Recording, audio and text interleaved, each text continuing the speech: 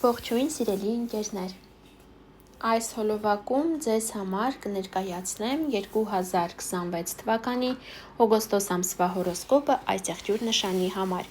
Սիրելի այսեղջյուրներ, պետք է առաջին հերթին հորոսկոպը նայել ասցենդենտի նշանով, այնուհետև արդեն հորոսկոպի նշանով։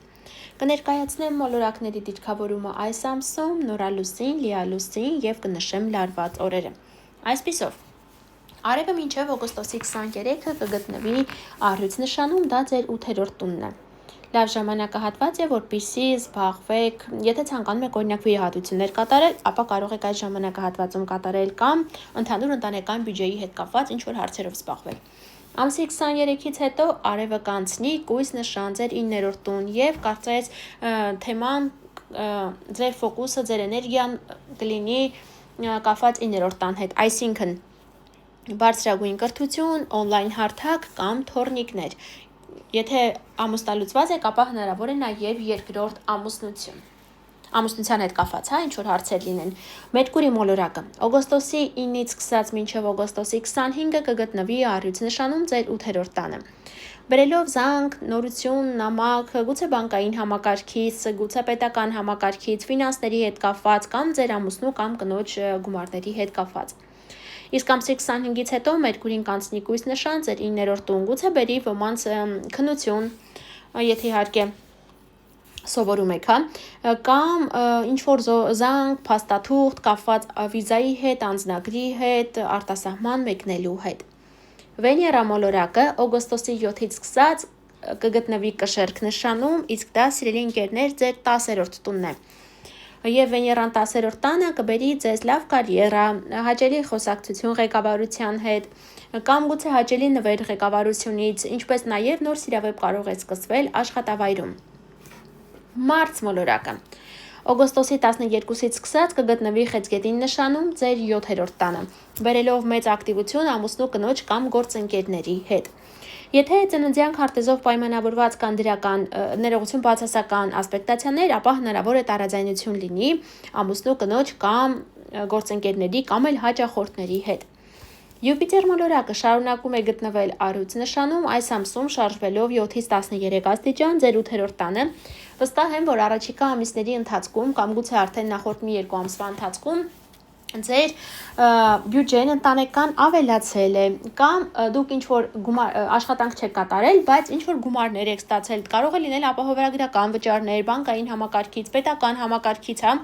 ինչ-որ գումարներ, կարծում եմ, որ այս հարցերում Յուպիտերը ձեզ կօգնի, եթե իհարկե դեռևս չի օգնել։ Սև լուսինը շարունակում է գտնվել աղեղնավոր նշանում, այս ամսում շարժվելով 25-ից 28 աստիճան ձեր 12-րդ տանը։ Հնարավոր է ճնշվածություն զգաք, լարվածություն, առողջական ինչ-որ հարցեր կարող են լինել կամ ինչ-որ վախեր կապված առողջության հետ։ Այս ամենը սև լուսնի ազդեցությունն է, իրականում իրենք լուրջ ինչ-որ խնդիրներ չկան, ուղղակի ավելի շատ սև լուսինը վախեցնում է։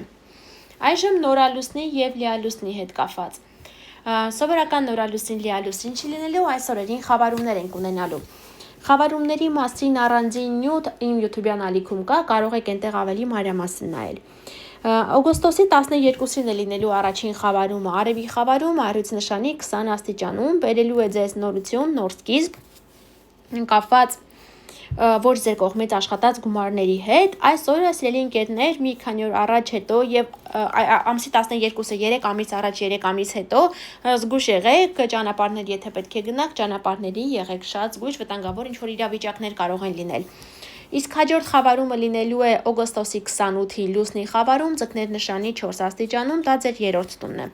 Այս օրը եւս զգույշ եղեք մի 2 օր առաջ հետո եւ կրկին 3 ամիս առաջ 3 ամիս հետո այս օրը պետք է զգուշանալ։ Ինչը վերաբերվում է